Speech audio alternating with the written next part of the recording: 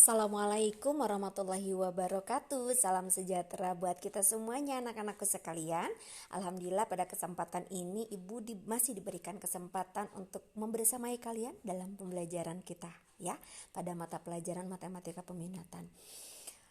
Walaupun Ibu tetap masih sama menggunakan media pembelajaran sederhana, tetapi Ibu berharap ini dapat membantu kalian dalam memahami materi matematika ini ya nak ya. Oke deh, pada materi kita kali ini yaitu tentang kemonotonan fungsi ya. Kalian lihat di sini ya, grafik ini. Kita langsung lihat gambar 3 ini ya. Kita analisa nih. Jika kurva suatu fungsi merupakan sebuah kurva mulus, maka fungsi monoton naik dan fungsi monoton turun dapat dengan mudah kalian amati. Misalnya untuk grafik fungsi yang digambarkan di bawah ini. Kalian dapat mengatakan bahwa fungsi Y sama dengan fx monoton naik pada interval mana ya yang naik? Oh iya, pada interval X kurang dari A atau X lebih dari B. Betul nggak sih dia naik? Betul kan? Yang namanya naik ke atas kan ya, kalau turun ke bawah gitu. Terus monoton naiknya itu, monoton turunnya itu pada interval yang turun itu interval X antara A sampai dengan B. Betul nggak sih dia turun X antara A sampai dengan B? Betul kan ya? Oke, itulah yang disebut dengan kemonotonan fungsi naik ataupun juga turun. Oke ya.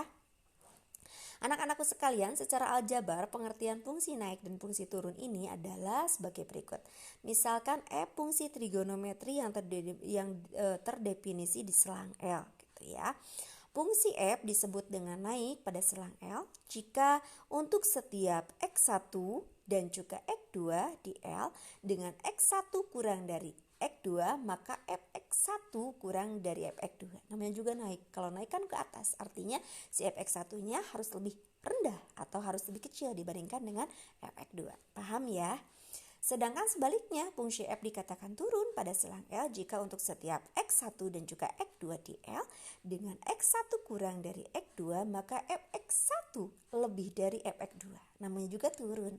Kalau turun ke bawah kan ya. Oke. Jadi pasti si fx1-nya itu harus lebih besar nilainya dibandingkan dengan fx2 gitu ya.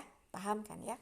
Nah, untuk teorema 1, misalkan f fungsi trigonometri yang terdefinisi di selang L dan juga F mempunyai turunan di L. Jika f aksen X lebih dari 0 dalam selang L, maka F merupakan fungsi naik. Jadi ada hubungannya tetap dengan turunan. Ya, kalian jangan melupakan turunan karena ini masih membahas tentang turunan gitu ya. Jadi jika turunan dari fx atau f aksen x-nya itu lebih dari 0, maka merupakan fungsi naik, sedangkan f aksen x-nya kurang dari 0 merupakan fungsi turun. Paham ya? Oke. Ini ilustrasinya di gambar 3 tentang fungsi naik dan juga fungsi turun. Kita langsung ke contoh aja deh ya, supaya kalian dapat memahami gitu ya dari analisa grafik-grafik barusan gitu ya, atau gambar barusan. Tentukan interval fungsi naik dan fungsi turun dari fungsi trigonometri fx sama dengan cos x pada interval 0 sampai dengan 360. Jadi kita ingin mengetahui nih naiknya di mana, turunnya di mana antara interval 0 sampai dengan 360 derajat. Gitu ya nak ya. Oke. Cara yang pertama, langkah yang pertama maksud Ibu, kita tentukan dulu turunan dari fx. Turunan dari cos x. Apa coba? Sudah kan kita mempelajari ini ya. Betul, negatif sin x gitu. Terus langkah yang kedua, tentukan pembuat nol fungsi. F aksen x itu kan sama dengan 0. Ya enggak? Ya enggak? Betul ya, f aksen x-nya itu sama dengan 0. Kan dijadikan pembuat 0 dulu nih fungsi dari f aksen x atau turunan fx-nya. Berarti tadi f aksen x yang pertama itu negatif sin x, terus yang pembuat 0 itu ternyata f aksen x-nya itu sama dengan 0. Berarti negatif sin x itu sama dengan 0. Ya, oke. Kalau dituliskan negatif 1 dikali sin x sama dengan 0. Berarti sin x sama dengan 0 dibagi dengan negatif 1. Berapa isinya? Tetap 0 kan ya? Nah, sekarang kita cari sudut. Sin x sama dengan 0. Sin berapa ya yang isinya 0? Sin berapa yang isinya 0? Betul. Sin 0 sama dengan 0. Sin 180 juga 0. Terus sin 360 derajat juga 0. Berarti x-nya itu 0 derajat, 180 derajat, 360 derajat.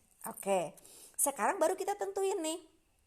Udah sesuai kita sudah dapat nilainya, maksudnya X-nya gitu ya, intervalnya, batasan-batasan intervalnya. Terus juga sesuai dengan soalnya. Soalnya kan mintanya antar 0 sampai dengan 360 derajat. Berarti pas ya. Oke deh. Kalau begitu kita gunakan titik uji.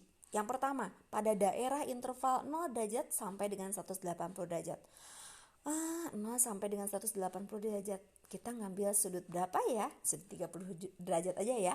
Bu, saya mau sudut 90 derajat. Ya nggak apa-apa, monggo gitu ya.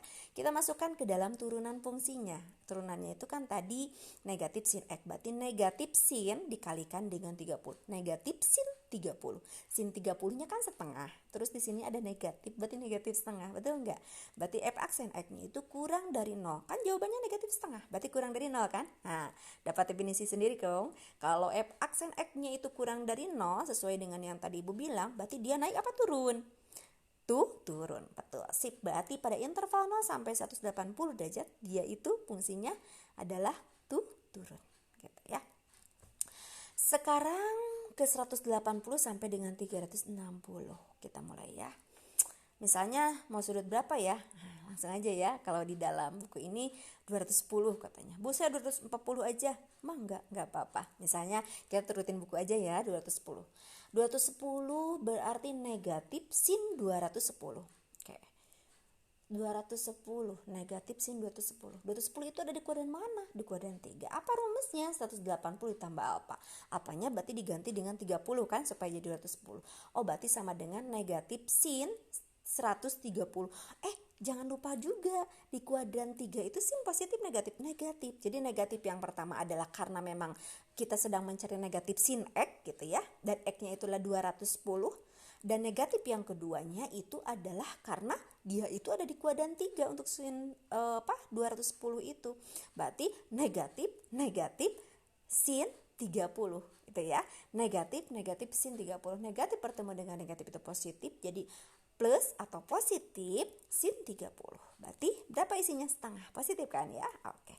Kalau positif artinya kan lebih dari 0 dong. F aksen X-nya. Berarti kalau lebih dari 0 ya, berarti dia itu fungsinya naik. Betul. Nah, seperti itu ya. Kesimpulannya kalian dapat menggunakan kata-kata yang seperti di dalam buku ini ya, Nak ya. Oke, selanjutnya contoh nomor 5. Tentukan interval fungsi naik dan fungsi turun dari fungsi trigonometri. Fx sama dengan sin 2x pada interval 0 sampai dengan Pi. Pi itu berapa, Nak? 180 ya, Nak ya. Oke. 0 sampai dengan 180. Langkahnya sama aja dengan yang nomor 4. Tentukan turunan pertamanya. Turunan dari sin 2x. Berarti sin U kan ini ya. Oke. Apa sih turunan dari sin U? Masih ingat dong kalian? Cos U dikalikan dengan U aksen. Berarti cos 2x dikalikan dengan turunan dari U. Turunan dari 2x itu berapa? 2. Jadi 2 cos 2x gitu ya. Kita juga tentukan pembuat 0 fungsi. Berarti f aksen X-nya sama dengan 0. Nah, tadi f aksen X yang pertama itu kan pada langkah yang pertama 2 cos 2x. Berarti 2 cos 2x sama dengan 0. Berarti cos 2x sama dengan 0 dibagi dengan 2. Tetap 0 kan ya? Oke, kita cari lagi ya sudutnya yuk. Cos 2x sama dengan 0. Oke, kalau ini menggunakan rumus. Kalau ibu maunya cara yang seperti tadi aja ya di nomor 4 gitu. Kayaknya lebih mudah gitu. Misalnya begini. Cos berapa yang isinya 0? Betul, cos 90. Berarti cos 90 sama dengan 0. 90 itu kan sama dengan 2x karena di sininya 2x. Berarti 2x sama dengan 90. Berarti kalau kita mau mencari x, 2 kali x sama dengan 90, berarti x-nya itu harus sama dengan 45 derajat. Bisa menggunakan 45 derajat. Tetapi karena di sini di dalam soalnya itu menggunakan phi, berarti kita gunakan lagi ya pi. Berarti 45 derajat itu sama dengan berapa pi? Betul, pi per 4 ya. 180 dibagi 4 kan 45 ya, berarti pi per 4. Itu yang pertama. Selanjutnya, cos berapa lagi ya yang isinya itu adalah 0. Tadi kan 90, berarti ditambahkan aja dengan 180. 90 ditambah 180 itu adalah 270. Berarti cos 270 juga isinya adalah 0. Cos 270. Oke, 270. 270 itu sama dengan 2x. Berarti x sama dengan 270 dibagi dengan 2 sama dengan 135 derajat. Kita ubah ya ke dalam bentuk pi. 135 itu bisa diubah ke dalam pi dengan cara 135 dibagikan dengan 180. ya. Kita sederhanakan sehingga didapatlah berapa? 3/4 pi. Ya, didapat 3/4 pi. Jadi caranya penyederhanaan aja. Kalau kalian mau merubah dari bilangan sudut ke dalam bentuk V gitu ya. Oke, selanjutnya. Kan di sana di soalnya antara 0 sampai dengan V. Berarti 0-nya masuk dong. 0-nya kita masukkan ke dalam interval, V-nya juga kita masukkan. Berarti ada 3 titik uji nih, Nak. Ayo kita coba ya. Titik uji yang pertama interval antara 0 sampai dengan 45. Kita ambil yang 30 aja ya. 30 atau kalau dalam bentuk V-nya V per 6. Sama-sama kan ya 30 derajat. Kita masukkan yuk ke dalam soal ke dalam ke dalam turunan fungsinya yaitu 2 cos 2x. Kita ganti ya x-nya itu dengan 30. 2 kali 30 60. Berarti 2 dikali cos 60. 2 dikali cos 60. 2 dikali cos 60. Cos 60 berapa? Setengah kan ya? Dikalikan dengan 2. Berarti berapa? 1. Betul enggak? Berarti f aksennya itu lebih dari 0. Kan jawabannya 1. Berarti lebih dari 0. Kalau lebih dari 0 naik turun? Naik. Betul. Sekarang di interval selanjutnya. Antara 45 sampai dengan 3/4 V alias 135 ya tadi ya. Berapa ya? 90. Masuk kan 90? Oke, atau V per 2. Oke ya, kita masukkan lagi ke dalam turunan fungsinya. 2 dikalikan cos, 2 dikali dengan 90. 2 dikali 90 berapa sih? 180. Cos 180 itu berapa ya? 180. Berarti kita ngambilnya gini aja caranya. 180 dikurangi alfa. Ya, ingin jadi cos 180 kan? Cos 180 berarti di kuadran mana? Misalnya di kuadran 2. Berarti rumusnya kan 180 dikurangi alfa. Berarti sama saja dengan cos negatif cos 0 ya, negatif cos 0 kan ya. Negatif cos 0. Kenapa? Karena di kuadran 2 itu kan cosnya itu bernilai negatif, jadi negatif 1. Jadi cos 180 itu sama dengan negatif 1 gitu ya. Tapi harus hafal lah ya, kalau untuk 90, 180 itu sudah harus hafal ya.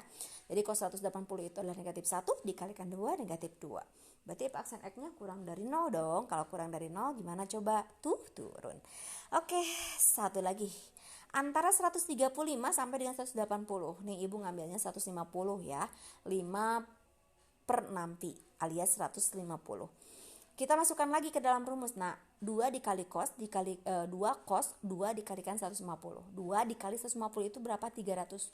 Kita cari ya cos 300. Di kuadran berapa sih? 300 itu di kuadran 4. Rumusnya gimana? 360 dikurangi alfa. Betul enggak? Ya enggak? 360 dikurangi alfa. Alfanya berarti berapa? Alfanya ya harus 60 berarti ya. Berarti cos itu positif negatif di kuadran 4? Positif, berarti sama dengan cos 60. Cos 60 itu berapa sih ya? Cos 60 setengah, betul. Berarti 2 dikalikan dengan setengah berapa? 1. 1 itu kan lebih dari 0 ya enggak? Berarti dia itu naik untuk interval antara 3/4 V alias 135 derajat sampai dengan V, yaitu sampai dengan 180 derajat. Itu kesimpulannya ya. Kalian bahasa sendiri, terserah mau ngambil buku ini juga sebagai referensi dalam membuat kesimpulannya, tidak apa-apa. Dengan menggunakan bahasa sendiri juga nggak apa-apa sih sebenarnya ya. Oke, anak-anak sekalian, itu adalah penutup dari kegiatan pembelajaran kita yang pertama. Ini baru pertama ya nak ya, kegiatan pembelajaran pertama. Jadi kita bagi nanti menjadi beberapa kegiatan pembelajaran. Kalau tidak salah ada 2, tetapi kan kegiatan pembelajaran 1 juga ibu bagi menjadi 2 gitu ya, 2 kali pertemuan. Karena memang ya begitulah, bahkan 3 kali ya, dengan kita bahas dulu dasar-dasarnya dan sebagainya. Nah, kalian lihat nanti di rangkuman di sini ya nak ya. Di rangkuman kalian betul-betul harus memahaminya tentang materi ini ya.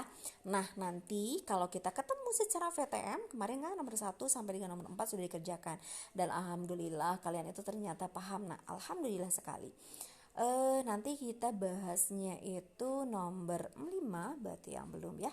Nomor 5, nomor 6, nomor 7, nomor 8, nomor 9, nomor 10.